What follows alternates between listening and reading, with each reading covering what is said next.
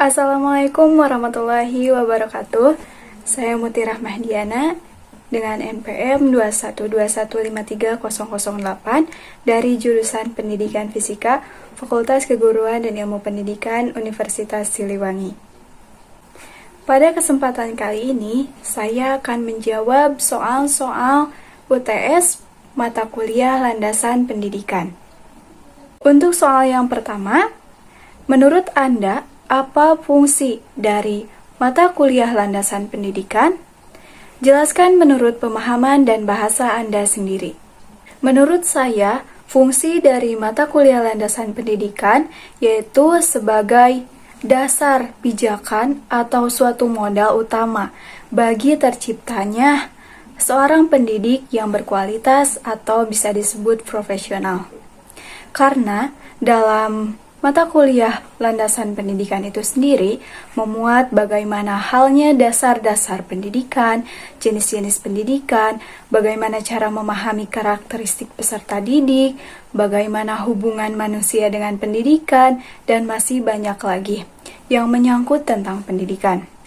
Dapat dikatakan bahwa mata kuliah landasan pendidikan menjadi sebuah arah petunjuk bagi calon tenaga pendidik di masa yang akan datang. Selanjutnya, soal nomor 2. Jelaskan apa hubungan hakikat manusia dengan pendidikan. Hakikat manusia menurut Ibnu Khaldun adalah sebagai hamba Allah dan wakil Allah di muka bumi. Makhluk yang diciptakan oleh Allah dengan segala potensi. Sedangkan menurut John Dewey, hakikat manusia adalah sebagai makhluk yang mempunyai kekuatan dan pola serta watak, fikir, rasa, dan semangat atau kemauan serta nafsu dan insting.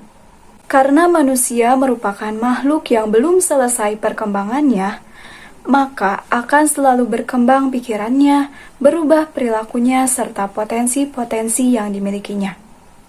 Oleh karena itu, manusia membutuhkan pendidikan yang berfungsi sebagai mengembangkan kemampuan dan membentuk watak serta potensi untuk menjadi manusia yang seutuhnya. Kemudian, soal selanjutnya yaitu nomor 3. Melalui kegiatan belajar mengajar, seorang siswa pada akhirnya memahami konsep toleransi dan memiliki sikap toleransi terhadap orang yang berbeda kebudayaan dan agama dengannya. Dalam kaitannya dengan hal ini, menurut Anda, hal apa yang bisa dilakukan seorang pendidik untuk dapat memberikan pemahaman tentang konsep toleransi kepada peserta didik? Indonesia memiliki beragam budaya, adat istiadat, agama, dan lain sebagainya.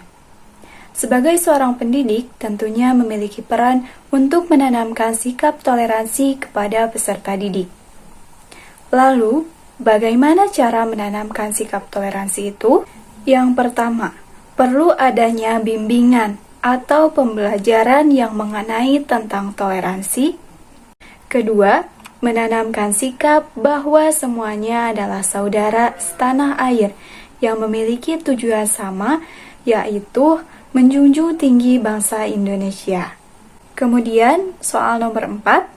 Bagaimana cara memahami karakteristik peserta didik berdasarkan keadaan psikologisnya?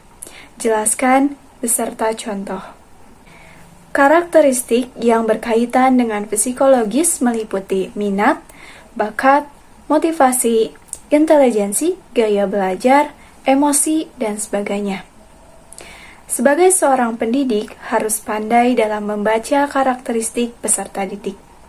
Adapun caranya yaitu melalui pendekatan atau pengamatan terhadap peserta didik serta memantau bagaimana mereka menangani suatu permasalahan, khususnya ketika mereka berinteraksi dengan orang lain. Dalam proses pembelajaran, keadaan psikologis juga sangat berpengaruh.